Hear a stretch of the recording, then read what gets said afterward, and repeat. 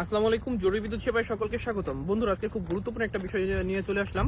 অনেক সময় আপনাদের বাসা বাড়িতে বিদ্যুতের লাইনে অনেক সমস্যা হয়, যে আপনাদের দেখা গেছে আশেপাশে বিদ্যুৎ আছে কিন্তু আপনার ঘরে বিদ্যুৎ নেই।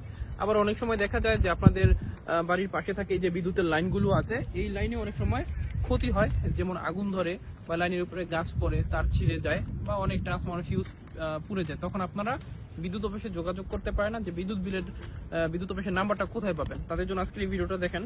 এই যে প্রত্যেকটা যে বিদ্যুৎ বিলের কাগজ আছে, এই কাগজের পিছনে কিন্তু এখানে আপনার এলাকার যে বিদ্যুৎ অফিসগুলো আছে সেই বিদ্যুৎ অফিসগুলোর নাম্বার কিন্তু এখানে দেয়া আছে।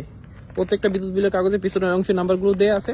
তো আপনারা এখান থেকে বিদ্যুৎ বিলের কপির পিছন থেকে নাম্বারটা সংগ্রহ করে বিদ্যুৎ অফিসে যোগাযোগ করে আপনার বাসায় যে বিদ্যুৎ নাই বা যে সমস্যাটা হয়েছে সেই সমস্যার বিষয়ে অভিযোগ জানাবেন। একটা জিনিস মনে রাখবেন, আপনার এলাকায় যদি বিদ্যুৎ না থাকে বা আপনার শুধুমাত্র আপনার ঘরে বা আপনার ট্রান্সফরমারটায় যদি বিদ্যুৎ না থাকে, সেটা কিন্তু বিদ্যুৎ অফিস সেখান থেকে বসে জানতে পারবে না। এজন্য আপনাদেরকে বিদ্যুৎ অফিসে যোগাযোগ করতে হবে। আপনারা যখন যোগাযোগ করবেন বা অভিযোগ জানাবেন, ঠিক তখনই কিন্তু বিদ্যুৎ অফিসের লোকজন এই বিষয়টা জানতে পারবে। আর যখন আপনার অভিযোগটা জানবে, তখনই কিন্তু দ্রুত করে আপনাদের এলাকায় এসে বা আপনার বাসায় এসে সেই সমস্যার সমাধান করে দ্রুত ব্যবস্থা গ্রহণ করে লাইনটা চালু করতে পারবে। অন্যথায় কিন্তু অনেক সময় আপনারা বিদ্যুৎ বঞ্চিত হয়ে বসে থাকতে হবে আপনাদেরকে।